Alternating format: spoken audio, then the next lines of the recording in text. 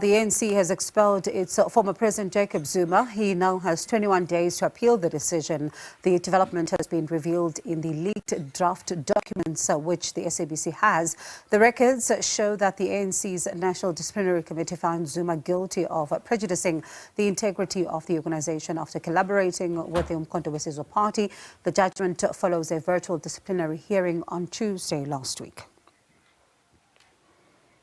At the same time, briefing the media earlier on, the African National Congress says that the former president has, and I quote, actively impugned the integrity of the ANC. The party also saying that he campaigned to dislodge the ANC from power while claiming to be a member of the ANC. So Professor Bheki Mngomezulu from the Nelson Mandela University Center for the Advancement of Non-Racialism and Democracy joins us live now to discuss this. Prof, thank you so much for your time this afternoon. Some say that the writing was always on the wall with this particular matter and are not surprised by the outcome. Your reaction? Good afternoon, my sister, and good afternoon to your viewers. Absolutely. Anyone who would say that he or she is surprised by this judgment would not be telling the truth. The writing was always on the wall that the former president was never going to win this case, simply because of the context within which it happened. And if you look at the number of postponements and the circumstances around which those postponements were effected. But then, having said that, I would say that what the ANC is doing is what it should have done from day one, not to go to the media claiming that the former president has expelled himself, because if you look at the constitution of the ANC, it doesn't say anything about that. So what they are doing now is what they should have done, which is in accordance with the constitution of the ANC. They say that they were waiting for due process and wanted to ensure that all boxes are ticked in this particular matter before taking the decision. No, that's not true. They know it's not true. You know that they wanted this disciplinary hearing to sit before the election, which would not have been a good thing to do, given that the political context was not right at the time.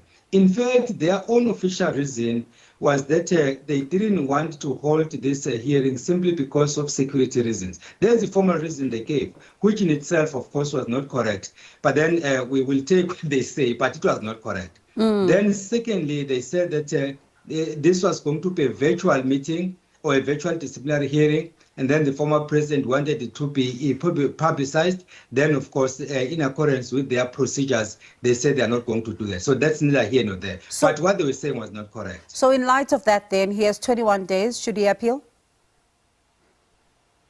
Ordinarily, I would say he must not appeal, but because he doesn't appeal simply because he wants to win or he wants to get a different finding, all he wants to do is just to exhaust all the processes, which is in fact within his right to do so. Like the ANC did when the case in eThekwini was dismissed, that of the MK using the name MK. Then the ANC correctly said that it was going to appeal.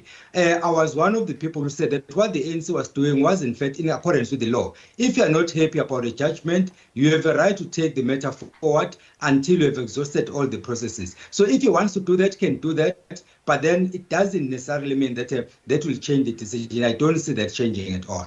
So, when you think about this particular decision, the ANC has had to expel members from the party in the past. We've seen this play out in the public domain, including leading to the formation of other political parties as well, which are now in opposition with the party. But listening to the ANC Secretary General earlier on, he says that this was quite difficult. It was a difficult moment for the party. And I wonder, in your view then, how big of a moment was this for the party, and what implications is this likely to have internally? Let's ask the first question, why was it difficult? Because the ANC's constitution has not been changed. It's always been there. You are looking at section 25.17.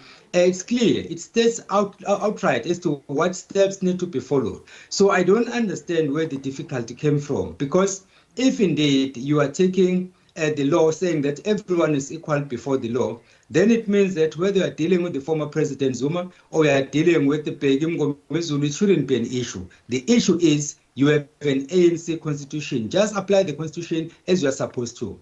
One of the reasons why this became difficult is because of the ANC leadership misreading the formation of MK Party. You recall that the SG of the ANC was the first person to say that this should not be taken seriously. Zuma has already expelled himself. So basically for him, it was a non-issue. And there are many others who thought like him.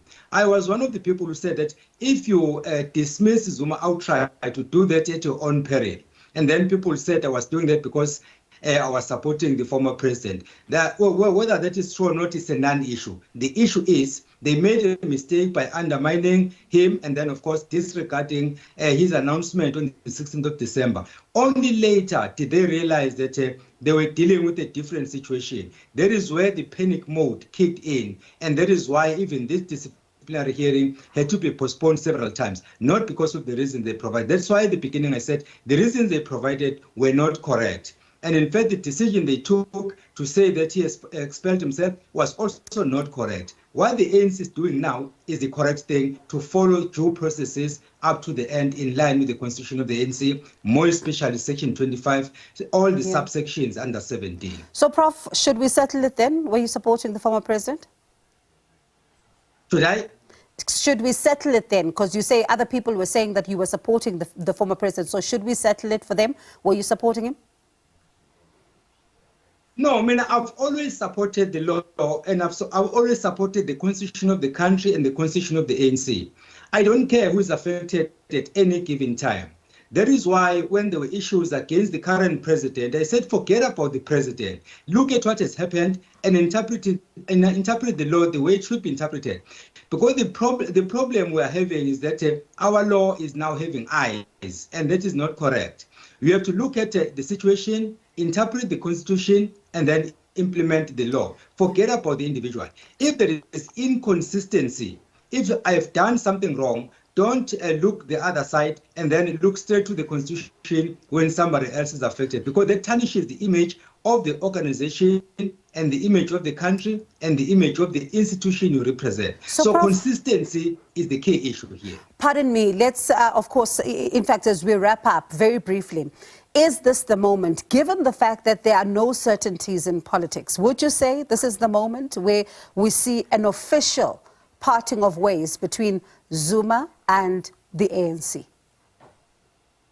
I agree with you that in politics nothing is certain, but on this one I can almost tell you that this is the end of the road. Of course, 21 days will still come.